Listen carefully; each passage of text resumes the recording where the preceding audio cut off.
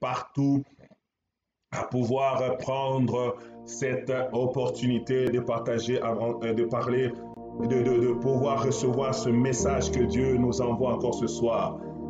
Gloire à Jésus. Je suis tellement béni ce soir de vous voir nombreux en train de nous suivre. J'aimerais que vous puissiez encore partager la vidéo, inviter les amis, les connaissances.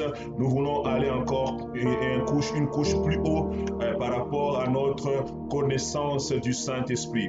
Donc, comme le thème se présente sur vos écrans, nous sommes en train de parler de connaître le Saint-Esprit. Depuis la semaine dernière, nous avons commencé par montrer d'abord l'importance de connaître le Saint-Esprit. C'était notre première séance, nous avons parlé de l'importance, montrer que nous ne devons pas non seulement nous limiter de connaître le Père ou de connaître le Fils, mais nous devons aussi connaître le Saint-Esprit. Telle est la pensée de Dieu, telle est la volonté de Dieu. Nous sommes dans la dispensation du Saint-Esprit. Il est à notre avantage de chercher à connaître le Saint-Esprit qui régit l'Église en ce moment, le Saint-Esprit qui conduit l'Église en ce moment, le Saint-Esprit qui nous a été laissé, qui nous a été donné. Christ a dit, il est avantageux que je m'en aille, car si je ne m'en vais pas, l'Esprit de Dieu, le Consolateur, ne viendra pas. Mais il est avantageux que je m'en aille, afin que quand je m'en serai allé, je vous l'enverrai. Donc, on comprend par là que l'Esprit de Dieu est celui que Christ a laissé à l'Église, qu'il a laissé à tout chrétien dans notre génération. Et il est important parce que c'est lui qu'on nous a légué, c'est à lui qu'on a été confié par le Seigneur Jésus. Nous devons apprendre à le connaître. Nous avons appris que le Saint-Esprit était une personne, que ce n'était pas une force, ce n'était pas une puissance. Le Saint-Esprit n'était pas un vent, bien qu'on le représente dans la Bible comme un vent, comme une colombe, comme un feu, mais le Saint-Esprit n'est pas le feu, le Saint-Esprit n'est pas le vent, le Saint-Esprit n'est pas un vent doux et léger. C'est toutes des manifestations ou des représentations pour essayer d'exprimer un des attributs du Saint-Esprit, mais ce n'est pas seulement ça le Saint-Esprit. Le Saint-Esprit, ce n'est pas aussi seulement le fait de parler en langue.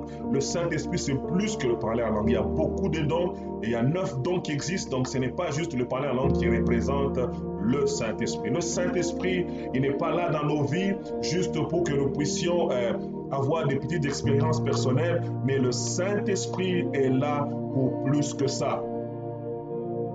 Alors, et ce soir, j'aimerais aller en profondeur.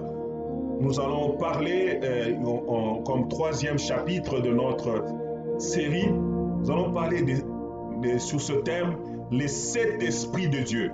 7 esprits de Dieu. Les 7 esprits de Dieu. Je sais qu'en entendant ce thème, tout le monde peut sauter de sa chaise. Pasteur, tu parles des 7 esprits de Dieu. Est-ce qu'il y en a 7? C'est ce que nous allons voir dans la parole de Dieu. Nous allons essayer d'étudier ensemble pourquoi j'ai pris ce thème et aussi qu'est-ce que Dieu veut dire au travers ce thème quand on parle des 7 esprits de Dieu. Peut-être que dans votre étude personnelle, vous êtes déjà tombé dans certains versets que nous allons partager ce soir où on parle dans la Bible des 7 esprits de Dieu. Qu'est-ce que ça signifie? Qu'est-ce que ça veut dire? Alors, nous avons parlé qu'il y a le Père, il y a le Fils, il y a le Saint-Esprit qui est une personne, mais on voit dans certains versets de la parole de Dieu, on mentionne le fait qu'il existe 7 esprits de Dieu. Qu'est-ce que la Bible veut nous dire? Est-ce que la Bible se contredit? Est-ce qu'à part le Saint-Esprit, il y a d'autres esprits?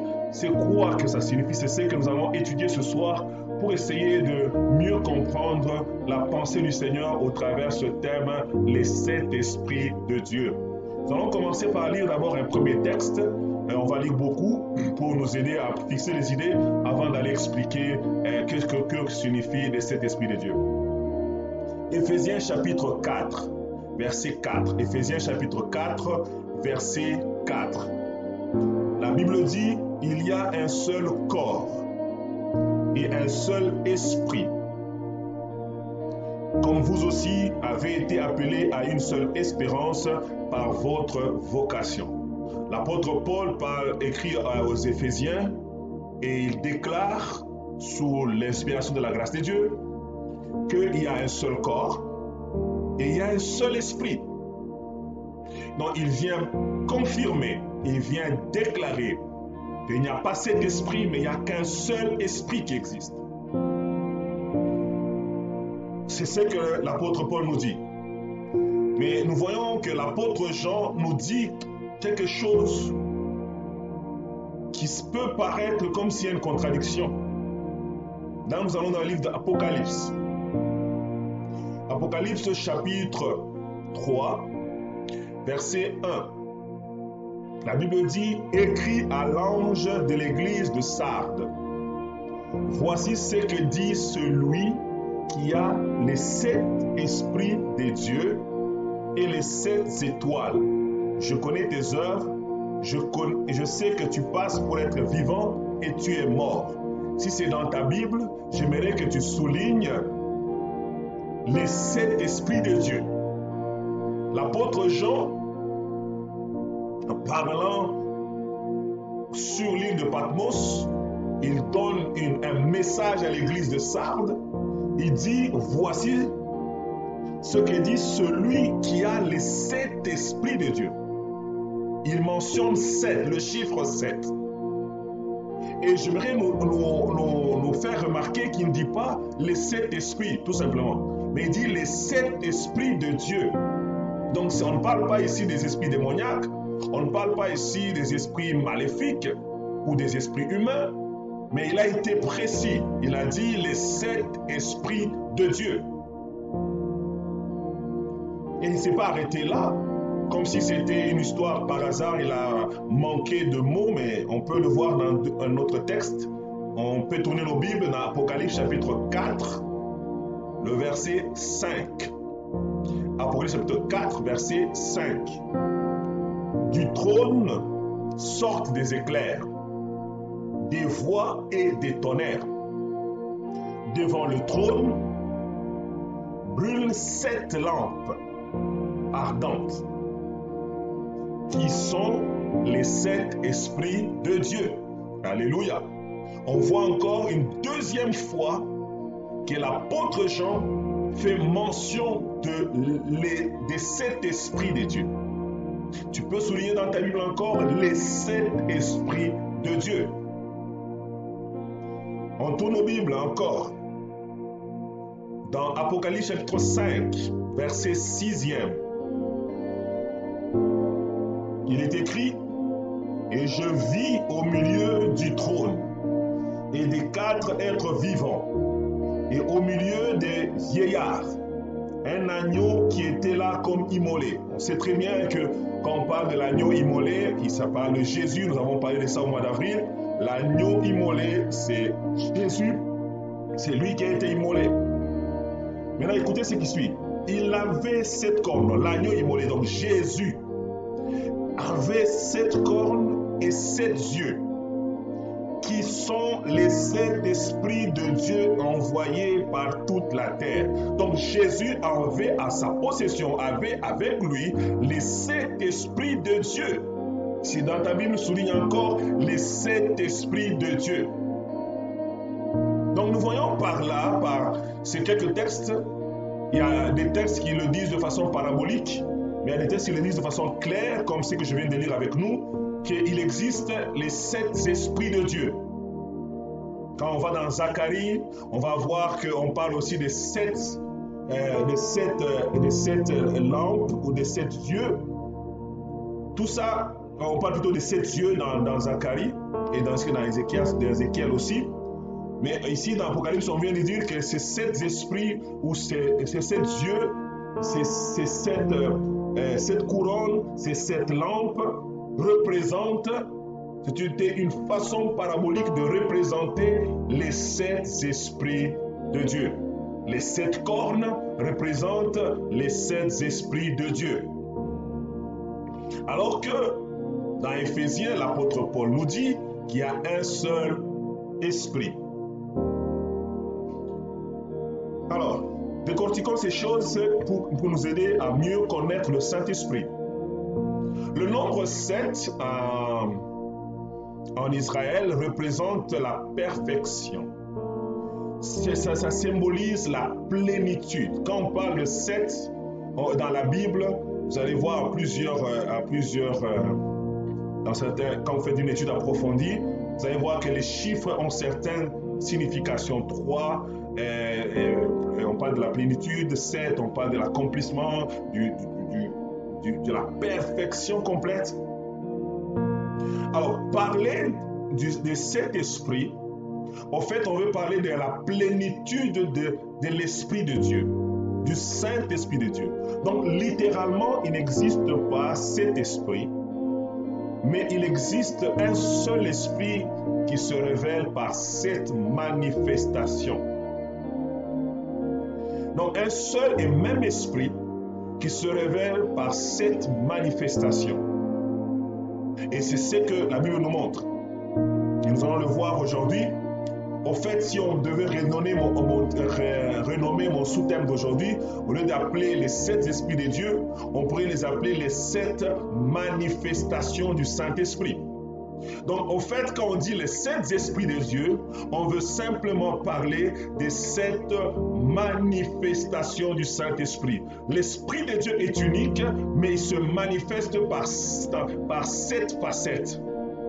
Et souvent, dans notre approche ou dans notre connaissance avec le Saint-Esprit, des fois, nous prenons une seule approche. Et c'est souvent celle qui nous intéresse. Les autres approches, on les néglige, soit par ignorance, soit parce qu'on n'en voit pas la nécessité.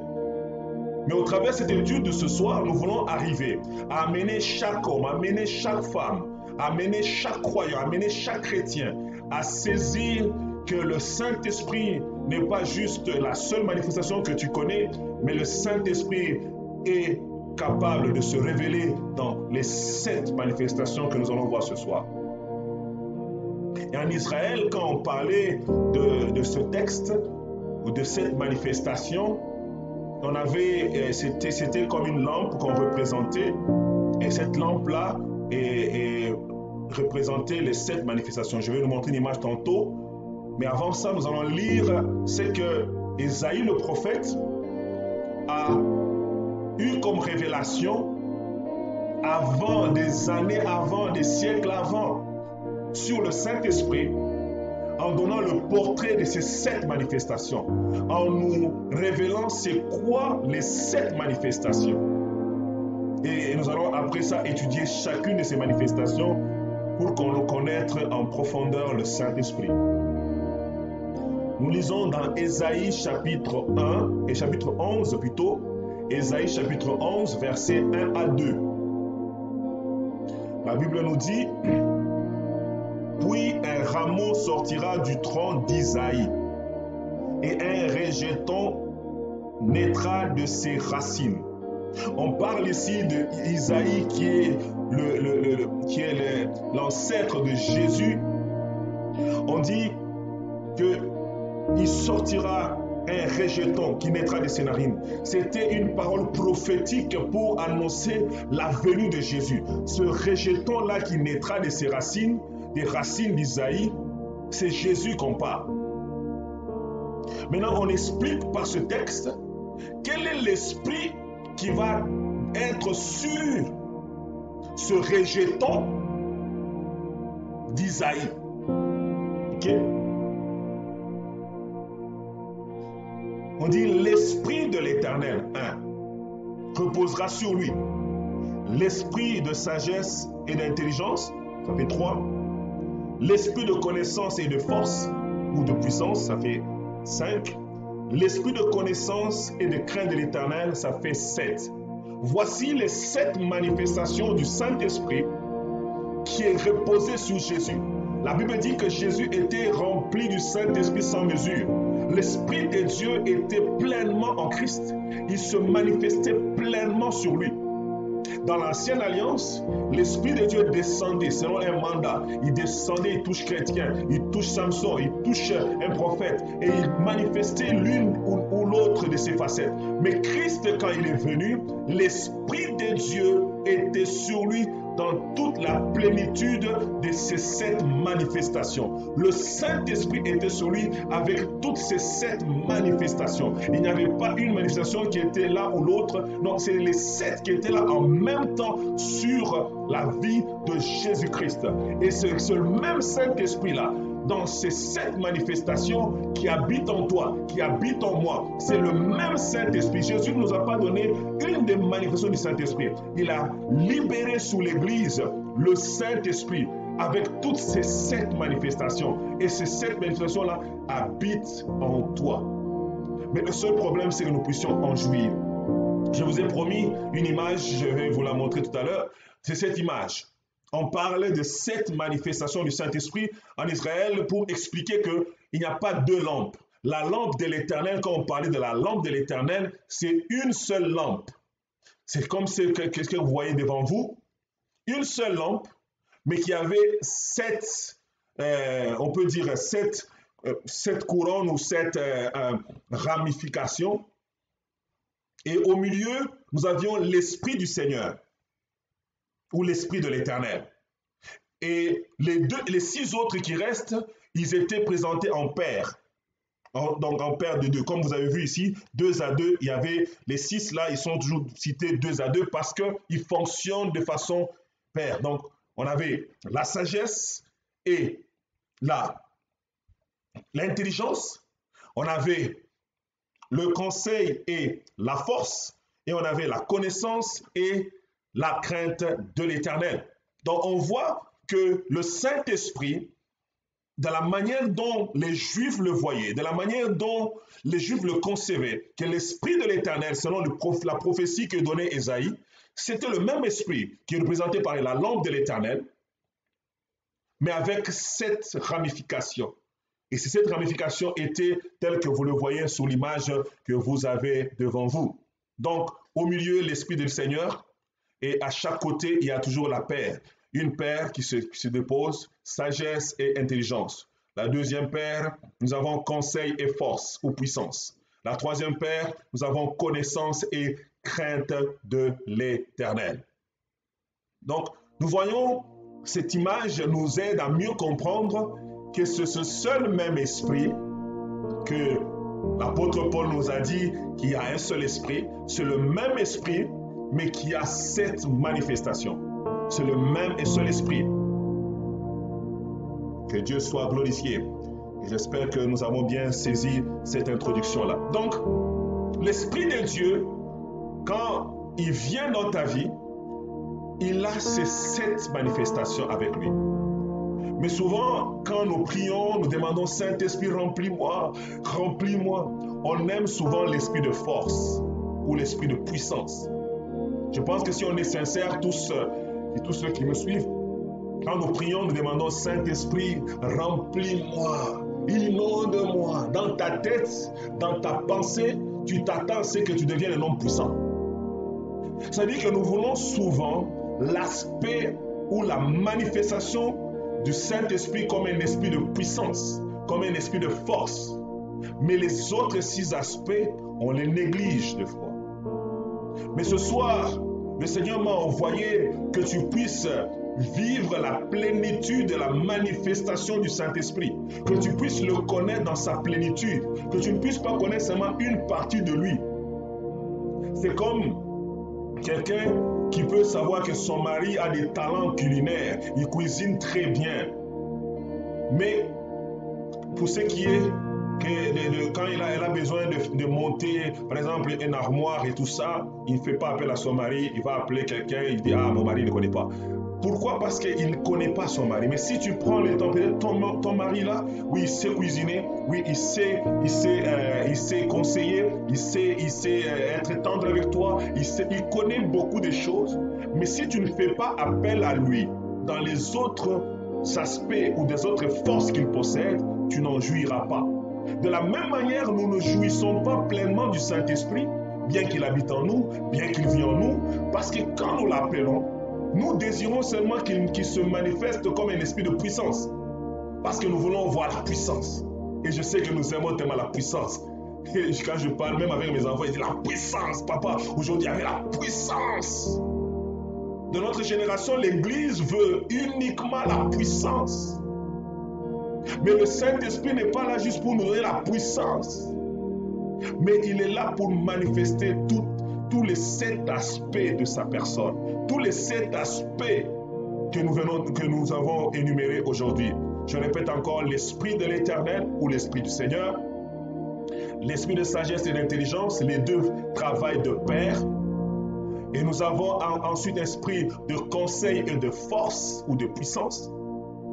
Et nous avons en dernier l'Esprit de connaissance et l'Esprit de crainte de l'Éternel. Les 7 manifestations, chaque chrétien, chaque croyant, chaque serviteur de Dieu, quand tu t'approches de Dieu, nous devons désirer que toutes ces manifestations soient notre partage à chaque jour de notre vie, à chaque seconde de notre vie, dans notre ministère, dans notre appel, dans notre famille. Parce que vous devez comprendre que la puissance ne résout pas tous les problèmes. Par moment, on a besoin de l'esprit de conseil pour pouvoir résoudre une certaine situation devant nous. Nous avons besoin de telle autre manifestation du Saint-Esprit.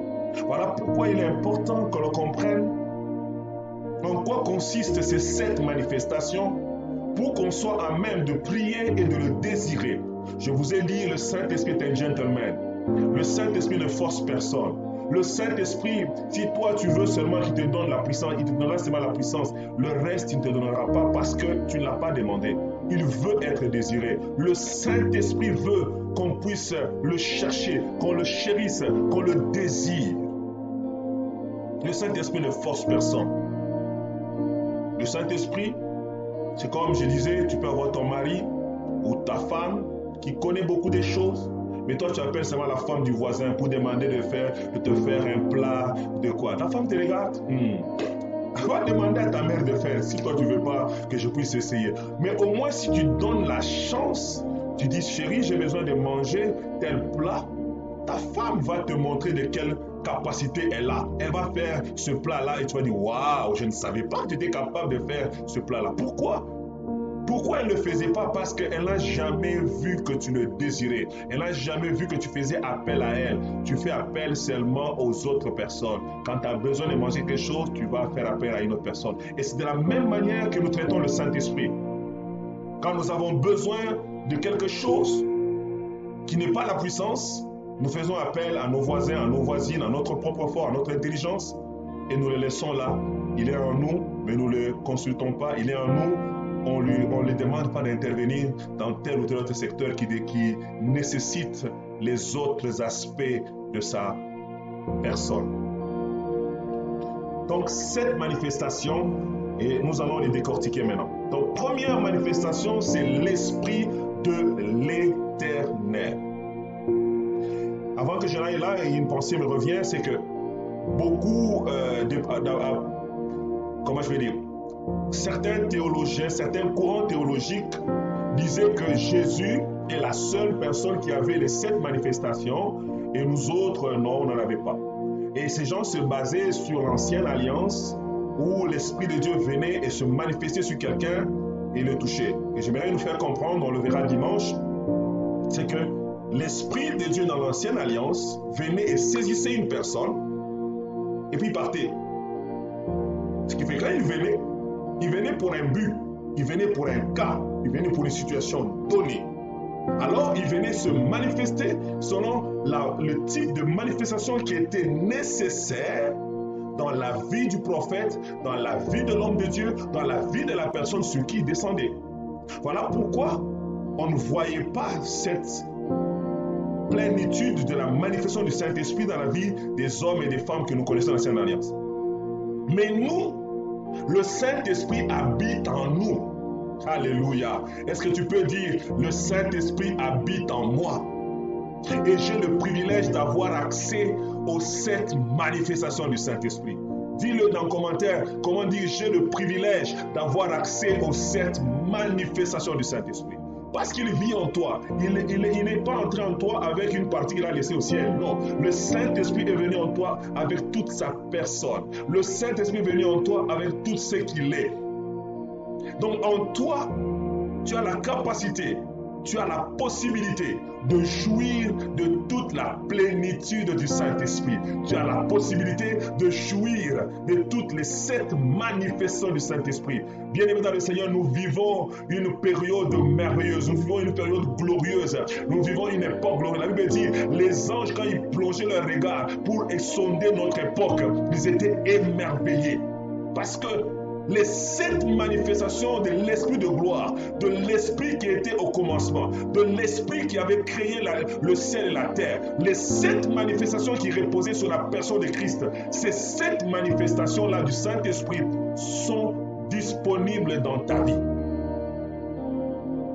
Le dimanche, nous allons voir plus comment rendre ces manifestations effectives ou jouir de cela. Parce que c'est une chose de savoir qu'elles existent, mais c'en est une autre de les posséder. Ok? C'est une autre d'en jouir. Elles sont en toi, mais est-ce que tu jouis de ça? Est-ce que tu profites de cela? Ok?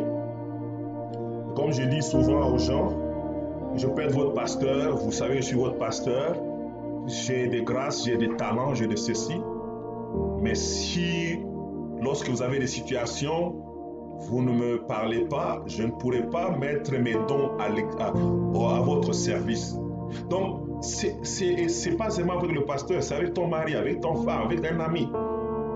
Il y a certaines choses qui déclenchent la manifestation de ces 7 manifestations ou de l'une de ces 7 manifestations dans nos vies.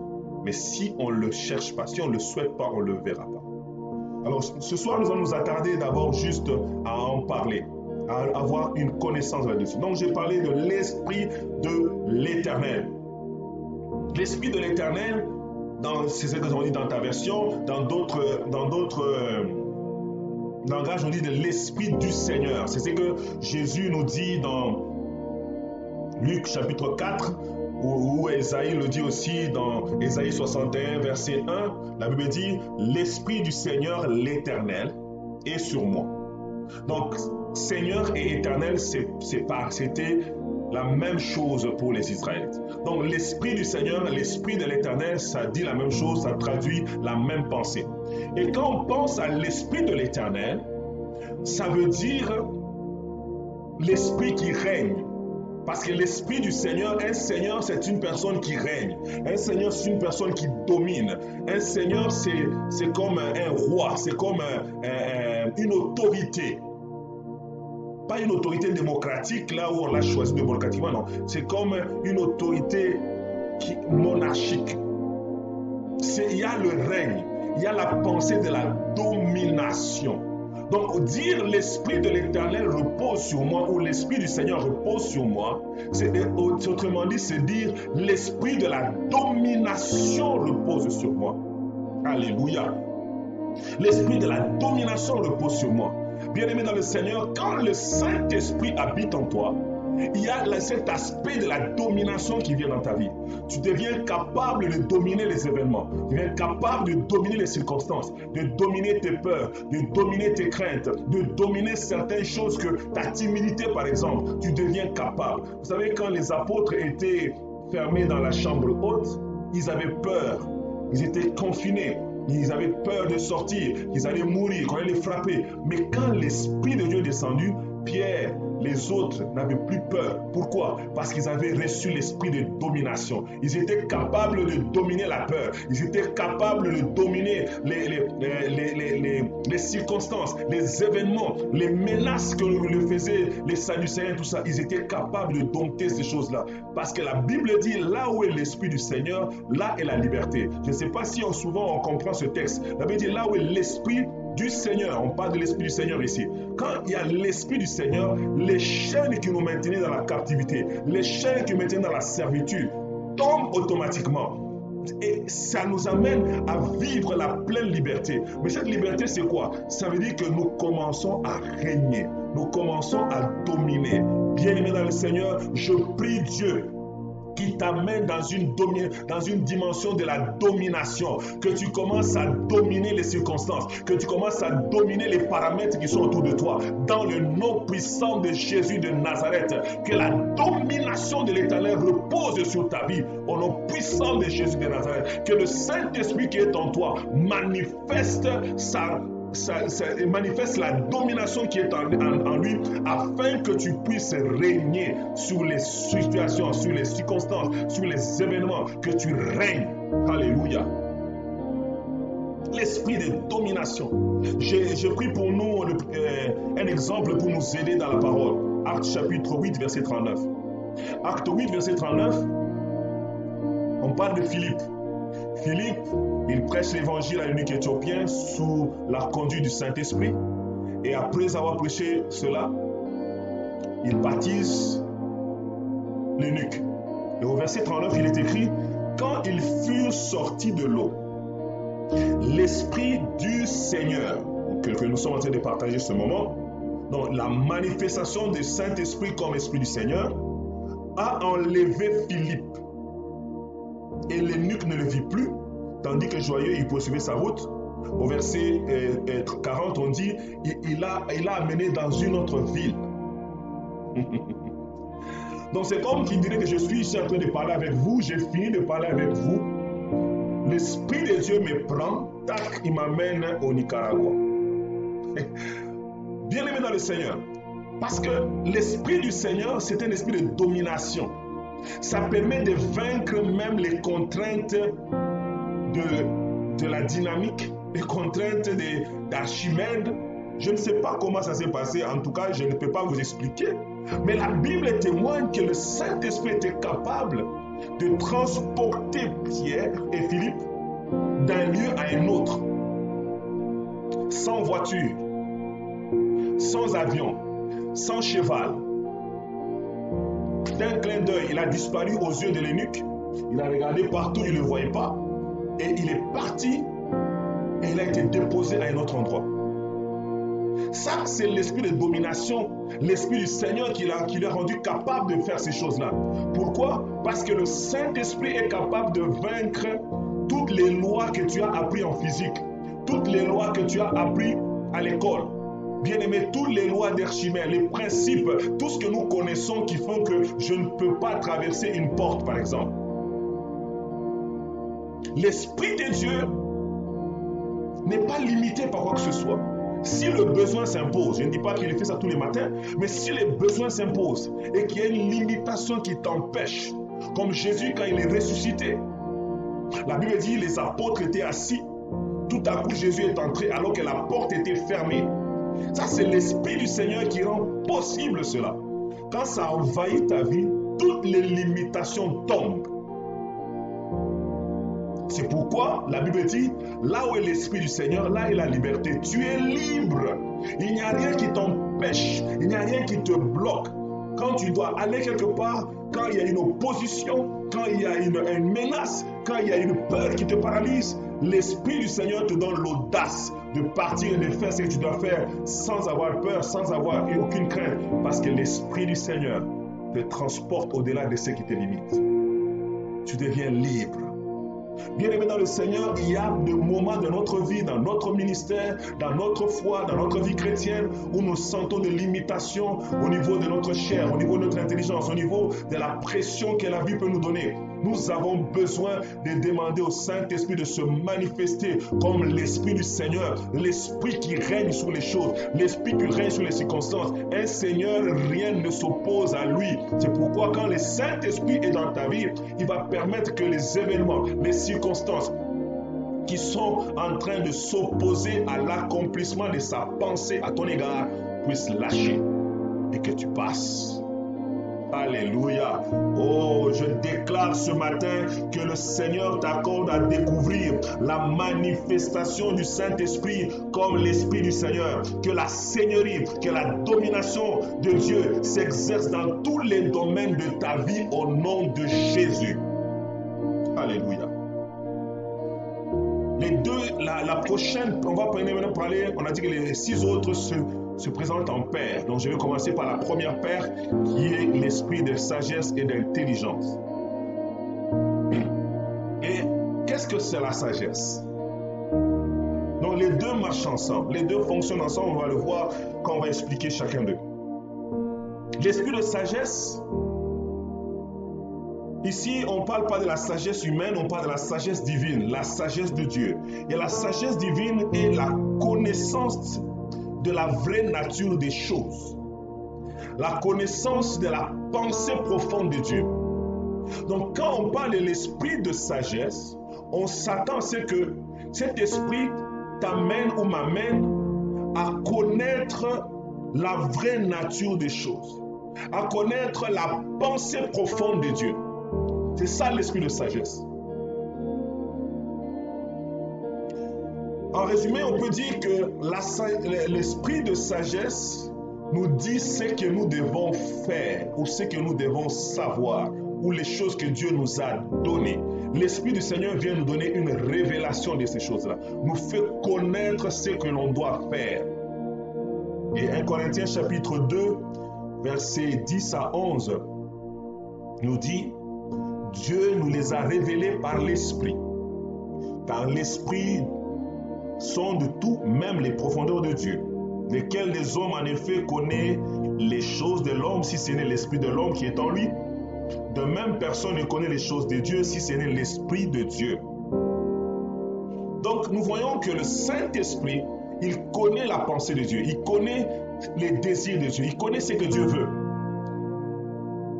Donc, le tout n'est pas de prier pour avoir seulement l'esprit de puissance afin de faire des grandes œuvres, mais c'est de demander au Saint-Esprit de nous révéler le cœur du Père. Demander au Saint-Esprit de se manifester à nous pour nous parler de Dieu, pour nous révéler les choses de Dieu, ou pour nous révéler le mandat de Dieu, ou nous révéler les choses que Dieu nous a réservées. Si on voit au verset 12, il dit quoi de ce même 1 Corinthiens 2, verset 12? Il est écrit, « Or, nous n'avons pas reçu l'esprit du monde, mais l'esprit qui vient de Dieu, afin que, dans quel but? Afin que nous connaissions les choses que Dieu nous a données par sa grâce. » Donc, le Saint-Esprit se manifeste comme un esprit de sagesse pour nous permettre de connaître ce que nous devons faire, pour nous permettre de connaître ce que Dieu attend de nous. Le Saint-Esprit est là pour ça. Il nous enseigne, il nous montre les choses, il nous enseigne le langage de Dieu, il nous fait comprendre certaines choses de Dieu. L'Esprit de Dieu est là pour nous révéler par la sagesse, nous donner la sagesse divine. Cette sagesse, ce n'est pas une sagesse pour trancher les problèmes, mais c'est une sagesse qui se révèle par la connaissance des choses, la révélation des choses profondes, la révélation des choses qui sont dans le cœur de Dieu, de la pensée de Dieu à notre égard, de la pensée de Dieu sur nos enfants, de la pensée de Dieu sur les circonstances, les événements où comme dans cette pandémie, nous avons besoin de la sagesse de Dieu. Pendant que nous sommes confinés dans nos maisons, on a besoin de l'esprit de sagesse pour savoir ce qu'on doit faire, pour savoir comment on doit se comporter. On a besoin de l'esprit de sagesse. Présentement, là, on n'a pas besoin forcément de l'esprit de force. On a besoin de l'esprit de sagesse pour savoir qu'est-ce qu'on doit faire. Avant d'exercer la force, avant d'exercer la puissance, on a besoin de l'esprit de sagesse qui nous révèle le cœur de Dieu. Parce que Dieu connaît les remèdes pour cette situation. Dieu connaît ce que nous devons faire dans cette période. On a besoin de l'esprit de sagesse. Donc quand tu appelles le Saint-Esprit, dans des circonstances où tu ne sais pas où aller, ou dans certains événements où tu as besoin d'une orientation, ou quand tu veux savoir ce que Dieu attend de toi, appelle l'esprit de sagesse.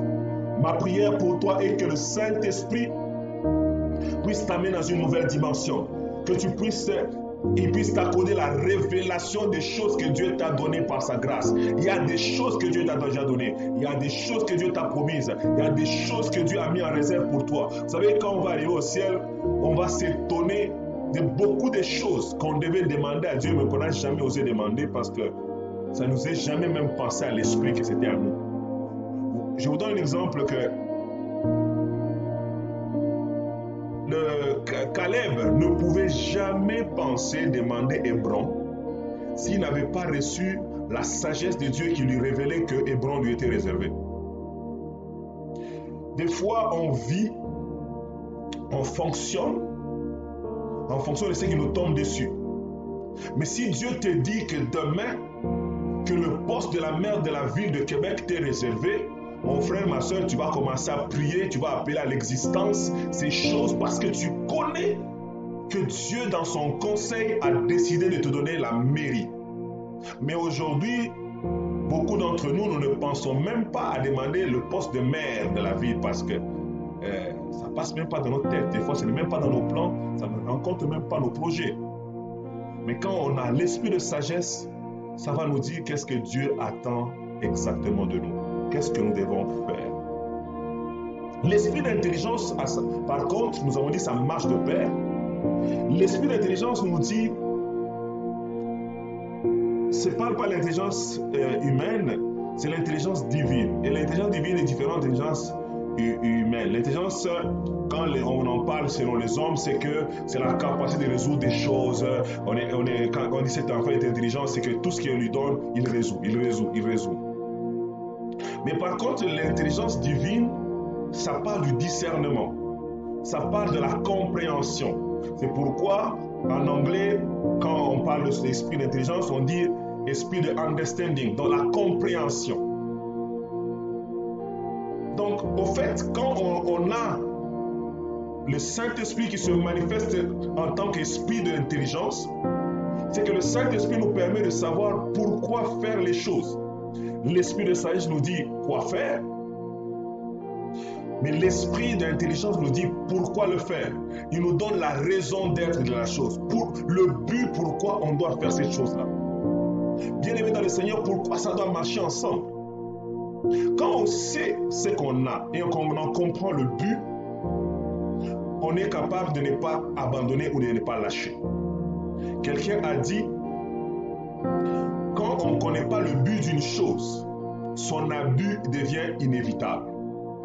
On peut avoir une chose, mais quand on ne connaît pas le but de la chose, l'abus, abuser de cette chose devient inévitable. C'est pourquoi les deux marchent ensemble. Le Saint-Esprit te révèle ce qu'il a promis, il se révèle ce que Dieu attend de toi, il te révèle une certaine connaissance, il te révèle certaines choses, mais il te révèle aussi le pourquoi il te confie la chose. Il te révèle pourquoi il attend que tu fasses la chose. Parce que quand tu comprends, quand tu connais le pourquoi des choses, c'est très difficile que le diable, que les hommes, que les circonstances, que les faiblesses viennent t'arracher de ce que tu avais compris. Nous abandonnons souvent parce que nous ne comprenons pas pourquoi on doit faire les choses que nous faisons. C'est pourquoi c'est très important que nous prenions le temps de demander au Saint-Esprit l'esprit d'intelligence pour que nous saisissions la pensée de Dieu, la volonté de Dieu. Lisons Colossiens chapitre 1 verset 9. L'apôtre Paul, comprenant cela, il a fait ça. Il a écrit ça au peuple de Colosse, aux Colossiens. Il dit ceci. Il dit, il fait de ça sa prière pour l'église de Colosse, pour les Colossiens. Colossiens chapitre 1 verset 9, il dit, c'est pour cela que nous aussi, depuis le jour où nous en avons été informés, nous ne cessons de prier Dieu pour vous. Donc dans ses prières, il prie pour les Colossiens. Et il prie pour demander quoi? Écoutez, il dit, je ne cesse de prier pour vous et de demander que vous soyez remplis de la connaissance de sa volonté. Vous avez vu? On a dit, l'esprit de sagesse nous dit, c'est quoi qu'on doit faire. Donc il prie pour que Dieu leur donne la connaissance de sa volonté. Et comment Dieu va leur donner ça? Il explique ici, il dit en toute sagesse. Bien qu'il n'a pas dit l'esprit de sagesse, c'est ça qu'on en parle ici. Il dit en toute sagesse, donc en se référant à l'esprit de sagesse. Et il continue, et intelligence spirituelle. Comment on obtient la volonté de Dieu? On l'obtient par l'esprit de sagesse qui nous dit quelle est la volonté de Dieu. Deuxièmement, on fait selon le but derrière cette volonté-là par l'apport que nous donne l'esprit de l'intelligence. Donc c'est important que nous puissions connaître la raison pour laquelle nous devons faire telle volonté de Dieu afin que nous ne puissions pas perdre la motivation. Quand on ne connaît pas la raison d'être des choses, c'est très facile qu'on devienne démotivé quand on ne voit pas les résultats ou quand les situations sont dures autour de nous. C'est très facile Voilà pourquoi je suis en train de prier que Dieu t'amène à comprendre le pourquoi des choses, que Dieu te révèle. Non seulement que tu puisses avoir l'esprit de sagesse qui te dit ce que Dieu veut que tu fasses, qui te dit ce que Dieu attend de toi pour ton ministère, pour ta maison, pour ta famille, mais je prie Dieu qui t'accorde l'esprit d'intelligence spirituelle pour que tu comprennes les choses, que tu comprennes le pourquoi de la volonté de Dieu dans tel domaine, dans tel secteur, afin que quand bien même on va te flageller, quand on va te lapider, quand on va te dire ça ne vaut pas la peine, tu vas dire je sais et je sais et je sais que l'Éternel veut que je fasse ce que je dois faire, même si les gens te dissuadent que tu perds ton temps. Quand tu comprends le pourquoi, tu ne lâcheras jamais. Nous avons besoin de l'esprit d'intelligence pour avoir la compréhension divine de ce que Dieu nous demande de faire. Paul y parle aux Colossiens, il dit, vous n'avez pas besoin non seulement d'avoir la révélation de la volonté de Dieu, vous avez besoin de l'intelligence spirituelle, de cette compréhension spirituelle, de savoir qu'est-ce que Dieu attend, quel est le but de Dieu, en me demandant, en me donnant ces choses, en me donnant ce mari, en me donnant cette femme, en me donnant ses enfants. Vous savez, bien aimé, même les enfants que tu as, Dieu a un but pour lequel il te les a donnés. Ne sois pas juste heureux, je suis le papa de fiston, je suis le papa de nana. Non. Il y a un but. Il y a un but pourquoi cet enfant n'est pas né chez le voisin. Il y a un but pourquoi cet enfant n'est pas né de l'autre côté de la rue. Dieu l'a amené dans ta maison, sous ta responsabilité. Cet enfant-là a une destinée. Cet enfant-là a des particularités. Cet enfant-là a des caractéristiques. Mais Dieu au ciel, sur tous les parents qui existent sur la terre, a jugé bon que ça serait toi, ça serait ta femme, ça serait vous deux qui devriez être les parents de cet enfant. Nous avons donc besoin d'un esprit de sagesse pour qu'on sache comment on doit élever cet enfant pour qu'il arrive à être ce que Dieu veut qu'il soit. Pour qu'il arrive à pouvoir atteindre son plein potentiel. J'aime la prière de Manoak et de sa femme. Lorsque Manoak apprend que sa femme sera enceinte, il a dit, nous allons prier que l'ange qui nous a visités revienne. Oh, je prie Dieu que l'ange qui t'avait visité pour te donner la révélation ou pour te donner la grâce que tu as obtenue ou pour te donner l'enfant que tu as donné, qu'il revienne par la vertu du Saint-Esprit. L'esprit d'intelligence te soit communiqué afin que tu puisses saisir le pourquoi d'être mère, d'être père, d'être le mari de la femme que tu as, d'être la femme de l'homme que tu as. Il y a une pensée de Dieu derrière ça. Il y a une raison d'être. Quand tu comprendras la raison, mon frère, ma soeur, même les hommes, même les femmes, même les démons, même les sorciers ne vont jamais t'arracher de ta position parce que tu comprends que je suis là pour une raison bien précise. Alléluia. L'esprit de conseil et de force. Ça, c'est le prochain groupe. L'esprit de conseil et de force. Alléluia. Esprit de conseil et de force. Nous avons dit, l'esprit de sagesse nous dit quoi faire. L'esprit d'intelligence nous dit pourquoi il faut le faire. L'esprit de conseil vient nous dire comment il faut le faire. Comme le mot conseil, c'est donner un avis, c'est donner un conseil, comme on le dit. Le terme le dit conseil, conseiller. J'ai quelque chose à faire, je sais pourquoi je dois le faire, mais comment je dois le faire, je ne sais pas. J'ai besoin que l'Esprit de Dieu me conseille. J'ai besoin que l'Esprit de Dieu me dise qu'est-ce que je dois faire. Bien aimé, il y a certaines choses dans ce monde, on peut se référer à notre expérience passée, ça va marcher. On peut se référer à ce que nous ont raconté nos pères dans la foi, nos pères spirituels, nos pères biologiques. Ça va fonctionner. Mais par moments, et dans bien de cas, nous avons besoin du conseil du Saint-Esprit. Je parlais à certains couples quand je fais mon ministère de conseiller conjugal. Je dis souvent, tu peux voir des choses qui fonctionnent très très bien dans le couple du voisin, dans le couple qui est à côté de toi. Mais des fois, en les mettant en pratique chez toi, ça ne marchera pas. Pourquoi? Parce que ta femme n'est pas la femme du voisin. Ta femme a ses particularités, a ses goûts, ses désirs, qui ne sont pas pareils que tes propres désirs, que les désirs de ta femme.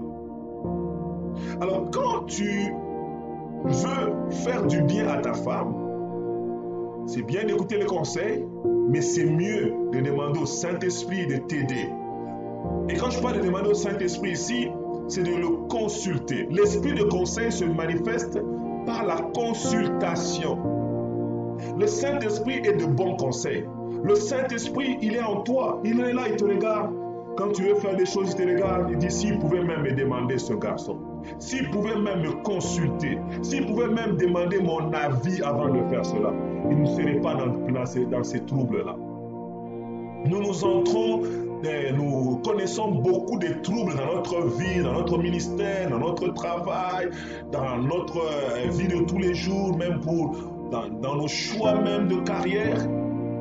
Je me rappelle quand j'étais à l'Université de Montréal, j'ai étudié avec un collègue. On a fait tous ces génies électriques. On a étudié. Ce garçon était brillant, il a fait une très belle note, il a fini avec beaucoup d'excellentes notes. Et quand il a fini, on l'a recruté automatiquement parce qu'il a fait son stage à Hydro-Québec. On l'a recruté à Hydro-Québec et il a commencé déjà à travailler. Et nous, on cherchait encore au patauger, on envoyait des CV par-ci par-là. Mais lui, il a trouvé un emploi dès la sortie de l'université. Parce qu'il avait des résultats exceptionnels, il avait des stages qui étaient vraiment exceptionnels. En tout cas, il était intelligent, je vous le confirme. Et ce gars arrive après quelques mois chez Hydro-Québec. Il trouve qu'il n'est pas fait pour ça. Il trouve que non. Il dit à son père, heureusement son père avait des moyens, il dit, papa, je pense que je me suis trompé de carrière. Imagine-toi, tu as fait l'université, tu as fini l'université, tu as été gradué, tu es diplômé, tu as un baccalauréat en génie électrique. Mais tu dis que tu t'es trompé de carrière. Oh, tu t'es rendu compte seulement à ce moment-là. Et qu'est-ce qu'il a fait? Vous savez qu'est-ce qu'il est devenu aujourd'hui? Pour vous montrer comment il a fait un virement complet à 190 degrés. Le gars est allé faire... comment vous appelez ça? Et il a fait les études pour être dentiste. Vous voyez, entre ingénieur et dentiste, il n'y a pas de... Ce n'est même pas proche. Vous pouvez penser peut-être qu'il serait ingénieur mécanicien, il était électricien, peut-être qu'il pensait qu'il faut qu'il soit ingénieur mécanicien. Non, il a carrément changé de profession. Il a... gloire à Dieu, et comme il était intelligent, on l'a crédité de cours, il a fait quelques cours seulement, je pense 2 ans ou quoi que ce soit, et puis il a fini son bac en soins, en dentiste. Il est dentiste aujourd'hui. Bien aimé dans le Seigneur, ce que j'aimerais nous faire comprendre, c'est que c'est possible que tu passes des années de ta vie dans un domaine que ton cœur ne veut pas, mais tu ne sais pas. Pourquoi? Parce que tu n'as pas demandé l'esprit de conseil, que l'esprit de conseil te dise qu'est-ce qui est bon pour toi. Bien aimé, il y a des choses que tu penses savoir de ta vie, mais tu ne sais pas. Tu aurais besoin du conseil du Saint-Esprit. Ne prie pas pour demander le Saint-Esprit juste pour parler en langue. Ne prie pas pour demander le Saint-Esprit juste pour que quand tu lèves ta main, les gens tombent. Ne prie pas pour demander le Saint-Esprit juste pour que tu prêches bien. Mais demande au Saint-Esprit de se révéler comme un esprit de conseil dans ta vie. Que l'Esprit de Dieu te conseille dans tes choix. La Bible dit que le serviteur d'Abraham, lorsqu'il est parti pour aller chercher la femme pour Isaac, il a prié. Il a dit, Saint-Esprit, Dieu du ciel, Dieu de mon maître Abraham, révèle-moi la fille qu'il faut pour mon Seigneur. Tu peux prendre une femme, passer avec elle des fiançailles et puis te rendre compte que ce n'est pas elle, mais tu viens de perdre ton temps. Bien aimé, j'aimerais nous faire comprendre, même si tu n'es pas arrivé avec la fille là au niveau du mariage, mais tu as fait 2 ans de fiançailles, tu sais que tu viens de perdre ton temps. La vie, on ne la fait pas au brouillon. Ne pense pas que les 2 ans que tu as passés là, tu peux les effacer et les récupérer avec la prochaine fille. Non! Tu viens de gâcher 2 ans de ta vie. Même si tu ne te rends pas compte, même si la fille n'a rien fait de mal, mais vous êtes séparés à l'amiable. Mais je t'informe, mon frère, que tu viens de gâcher 2 ans de ta vie. Bien aimé, au lieu que nous puissions gâcher nos vies, Dieu a pourvu d'un paraclet, d'un consolateur. Vous savez, le mot consolateur, en grec, ça, dans la version amplifiée, on dit ça signifie aussi aide, ça signifie conseiller, ça signifie avocat, ça signifie intercesseur. Un avocat, il est là pour te conseiller, il conseille son client. Pour savoir si tu veux signer un contrat, tu amènes des documents chez un avocat, il va regarder les documents, il regarde les contrats, il dit non, ne signe pas ici, ne t'engage pas parce que c'est pas bon, tu risques de te faire prendre. C'est ça le travail du Saint-Esprit. Il est notre avocat, il est notre conseiller. Souvent, nous l'utilisons comme avocat seulement quand on est dans le trouble. Non, l'avocat n'est pas à utiliser seulement quand on est dans le trouble. L'avocat, je veux signer un nouveau contrat avec, par exemple, Bombardier. Je prends le contrat qu'on m'a donné. Vous savez, sur le contrat, il y a souvent des petites lignes, des petits écrits en petit là. Des fois, on ne les comprend pas. Les articles de loi, on ne les comprend pas. Je vais voir mon avocat, je dis, hey, tu peux regarder ce document. Il regarde le document, il le parcourt, il vérifie avec les articles de loi, il va essayer de voir si je ne veux pas me mettre la corde au cou. Si en signant, je ne suis pas en train de signer la ruine de ma vie. Bien-aimés dans le Seigneur, c'est très important que nous puissions apprendre à consulter le Saint-Esprit.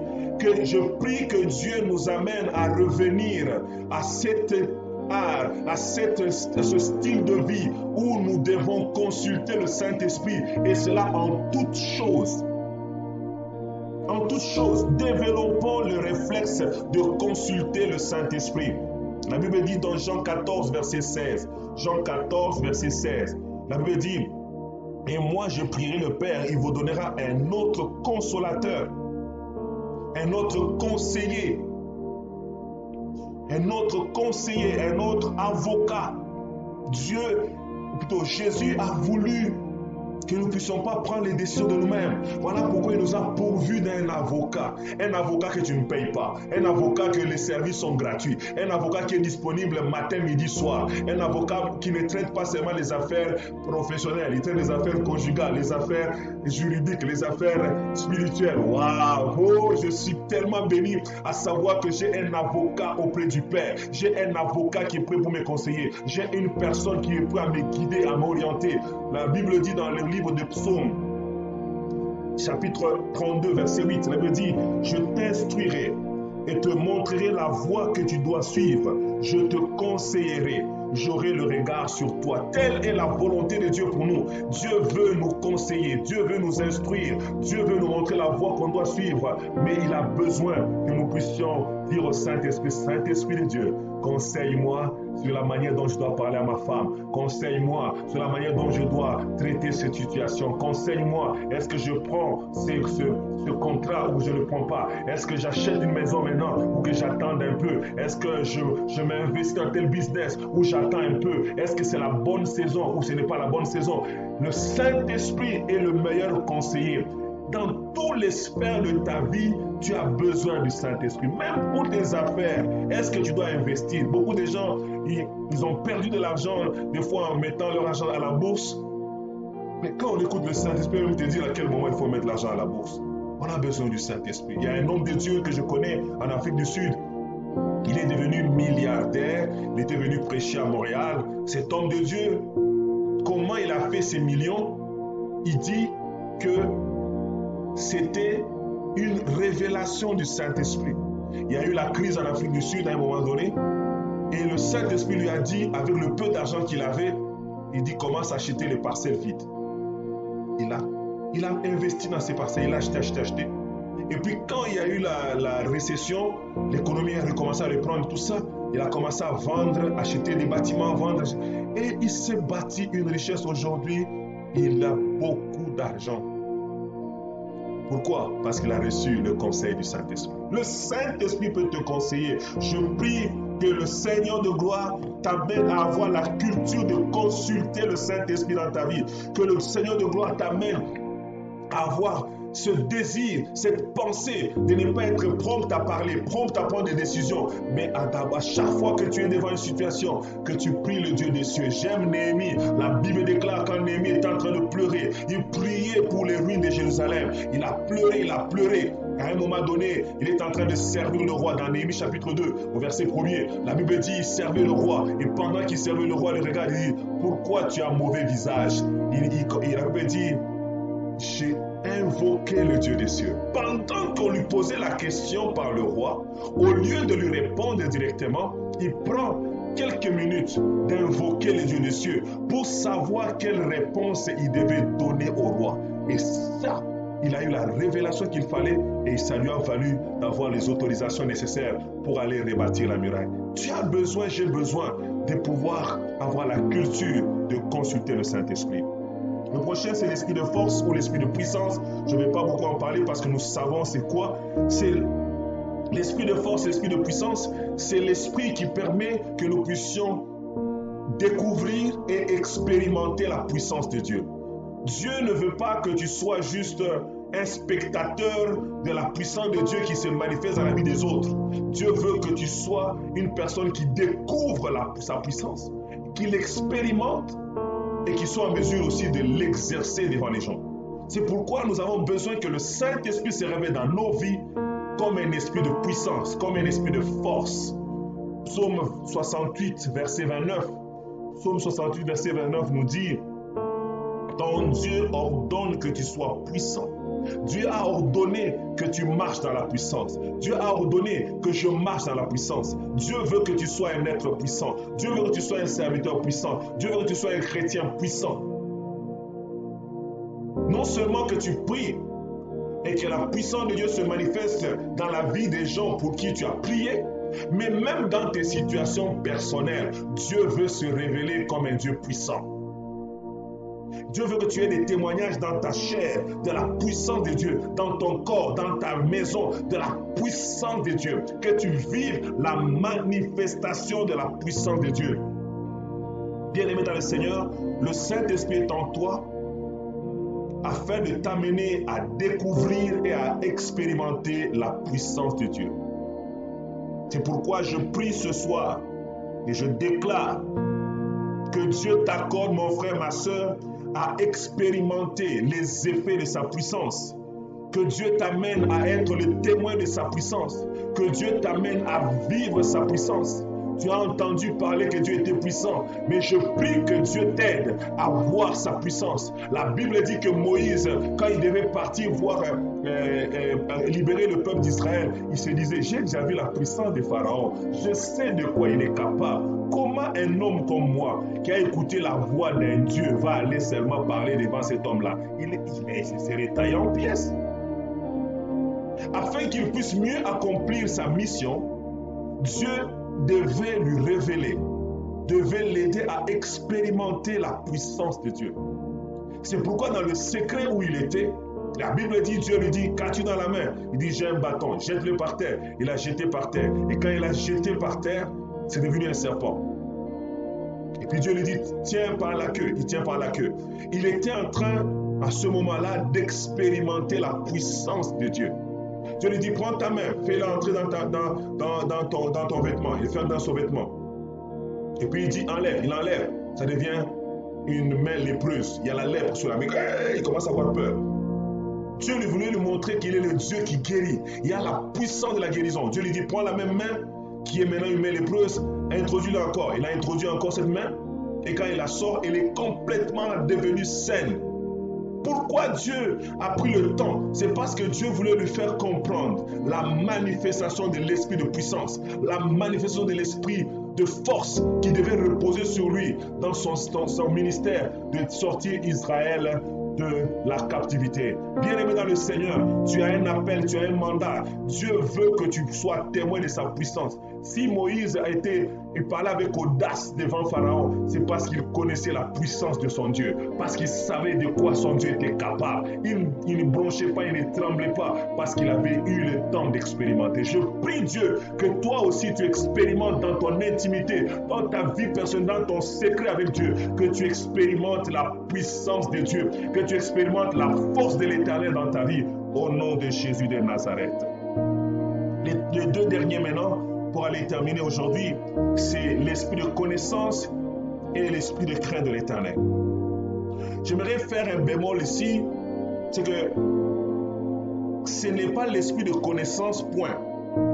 C'est l'esprit de connaissance de l'Éternel. Donc, dans d'autres traductions, on écrit ça comme il faut, on dit l'esprit de connaissance de l'Éternel et l'esprit de crainte de l'Éternel. Donc, la sixième manifestation, si vous voulez l'écrire, vous qui écrivez l'esprit de connaissance de l'Éternel, pas juste l'esprit de connaissance. Parce que l'esprit de connaissance, ça devient comme une connaissance générale. On veut connaître les choses de Dieu, on veut connaître comment le ministère fonctionne. Ça, c'est l'esprit de sagesse qui nous dit ça. Mais ici, la connaissance dont on parle, ce n'est pas la connaissance des choses, ce n'est pas la connaissance du fonctionnement des choses, mais c'est la connaissance de la personne de la divinité. Jésus-Christ dit lui-même, personne n'a jamais vu Dieu, si ce n'est le Fils, et c'est le Fils qui l'a révélé à nous. Ça peut montrer qu'on a besoin de la révélation pour connaître Dieu. Okay? Et de la même manière, Dieu a voulu déposer le Saint-Esprit en toi et en moi pour m'amener et t'amener à connaître qui il est. Tu as un professeur par excellence dans ta vie. Tu as un présentateur par excellence dans ta vie. Une personne qui va t'introduire à la divinité. Une personne qui va t'introduire à la majesté de Dieu, afin que tu saches qui est Dieu. Le Saint-Esprit est là pour ça. Il est là pour te présenter le Père. Il est là pour te présenter le Fils. Il est là pour t'aider à comprendre la divinité. La Bible dit, l'homme animal ne peut pas comprendre les choses de l'Esprit parce que c'est spirituellement qu'on en juge. Le Saint-Esprit est là pour t'aider à saisir. Même quand on parle, par exemple, qu'il y a 3 personnes en Dieu, c'est tellement compliqué.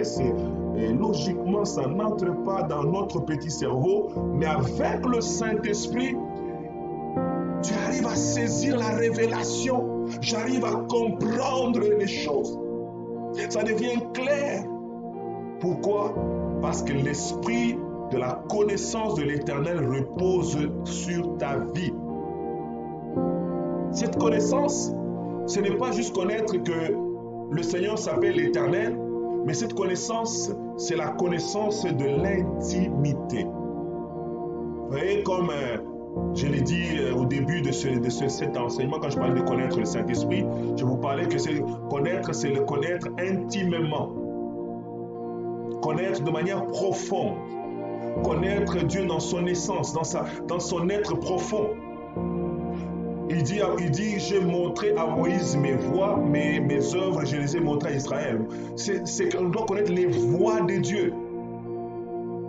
Et l'Esprit du Seigneur, le Saint-Esprit qui est sur toi, qui habite en toi, a aussi cette manifestation-là.